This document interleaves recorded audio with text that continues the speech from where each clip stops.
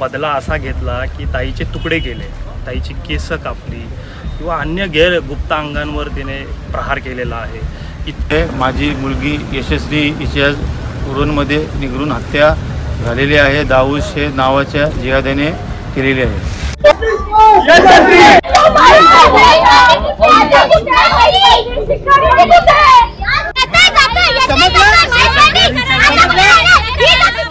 नमस्कार मित्रांनो, यशस्वी शिंदे वय वर्ष 22 वर्ष 3 दिवस झाले लापता होते। घरच्यांनी कंप्लेंट केली। अद्याप 3 दिवसानंतर तिचा मृतदेह आढळला। मृतदेहाची अवस्था पाहून तुमचं रक्त खवळले। तिचे केस कापले गेले होते, तिच्या पोटावर वार केले गेले होते, त्यानंतर तिच्या गुप्तांगावर सुद्धा जखमा होत्या व त्या जागी सुद्धा तिला वार केले गेले होते।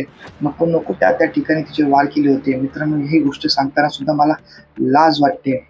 हे सर्व आपल्याच मुलीसोबत का होते आणि हे आपण किती दिवस सहन करणार?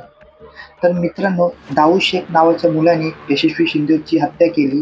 तो दाऊद शेख 2019ला यशस्वी शिंदेला छेड काढत होता, त्यामुळे 2019ला त्याची कंप्लेंट गेली होती। त्यानंतर अद्याप त्याने आज हे डाव साजला। ह्याला लोक लव जिहादचं नाव देतात। तर मित्रांनो, आपल्या महाराष्ट्राच्या पोरी आपल्या महाराष्ट्रामध्ये सुरक्षित नाही, तर आता महाराष्ट्राची पोरी घरातून बाहेर जाताना पण लपून जायचं का? लव जिहादच्या नावावर हे आपल्या आया बहिणीला अशा प्रकारे त्रास देतात, तर हे आपण किती दिवस सहन करायचं?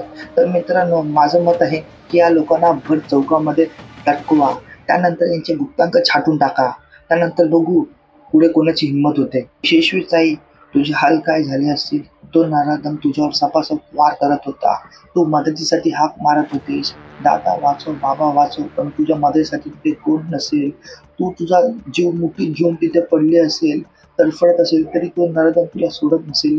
ताई, हे सर्व आठवून सुद्धा माझं रक्त खवळतं। ताई, तुझ्या न्यायासाठी आम्ही उभे आहेत। तर सरकारला माझी विनंती आहे की ह्यांना जनतेचे हवाले सोडा। आम्ही ह्यांचं काय करायचं ते बघतो आणि त्यानंतर बघू कोणता नराधम आमच्या आया बहिणीवर अशा प्रकारे अत्याचार करतो। हे नराधमा, बायकाची हत्या करून तू तुझी कोणती मर्दानगी दाखवतोस? तर तुला जर मर्दानगी दाखवायची असेल तर आम्हाला दाखव, नाही ना तुझे हात तोडून तुझ्या गाडीत घातले तर नावाचा संदेश नाही। अशा लोकांना सोपी शिक्षा झाली नाही पाहिजे, त्यामुळे हे नराधम माजलेत। त्यांना माहिती आहे सोपी शिक्षा भेटते, पोलीस स्टेशनमध्ये जावं लागतं, जास्तीत जास्त जेल होईल, यामुळे हे नराधमांना एकदम शेपारलेत। ह्यांना ना अशी शिक्षा दिली पाहिजे ना, ज्या प्रकारे हे हत्या करले ना त्याच प्रकारे ह्याची सुद्धा हत्या केली पाहिजे। त्याला पण समजले पाहिजे की कशा प्रकारे वेदना होतात जेव्हा अंगावर वार करतात। तशाच प्रकारे ह्याला केलं ना तेव्हा ह्याला समजेल। छत्रपती शिवाजी महाराजांनी सांगितलं आहे की परस्त्री ही माते समान असते आणि आपण स्त्रीला मातेचं स्वरूप मानलं जातो आणि आपल्याच मातेला, देवीसारख्या मातेला हा नराधम कापतोय। हे तुम्हाला पटतं आहे का? किती दिवस तुम्ही बांगड्या घालून बसणार सांगा? मित्रांनो, हे कधी थांबणार आहे? निर्भया हत्याकांड झाला, अक्षता म्हात्रे हत्याकांड झाला, त्याआधी कितीही असे हत्याकांड केले गेले आहेत लव जिहादच्या नावावर। तर मित्र, हे कधीपर्यंत चालणार आहे?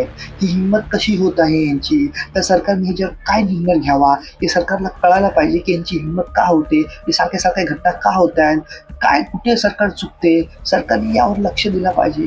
या नराधमांना जी शिक्षा जाते ती खूप कमी शिक्षा आहे, त्यामुळे हे नराधम शेपारलेत। यशस्वीताई, जेव्हा तू जिवंत होती तेव्हा तुला मदत भेटली नाही, पण आता तुझा भाऊ म्हणून आम्ही सर्व तुझ्या पाठीशी उभे आहोत।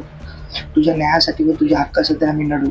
जे कोणी नराधम आहे तुझ्या ज्याने अत्याचार केला त्याला फाशीची शिक्षा झालीच पाहिजे। ती फाशीची शिक्षा पण भरपूर कमीच आहे। त्या नराधमाला कोणती शिक्षा देऊ, ती घरून कुराडमध्ये पण नसेल अशी शिक्षा त्याला झाली पाहिजे। पण ताई, तुझ्या न्यायासाठी आणि हक्कासाठी आम्ही उभे आहोत। आणि मित्रांनो, हा व्हिडिओ व्हायरल करा, जास्तीत जास्त लोकांपर्यंत पोचवा। आपल्या ताईवर अशा प्रकारे अन्याय झालाय। चला मित्रांनो,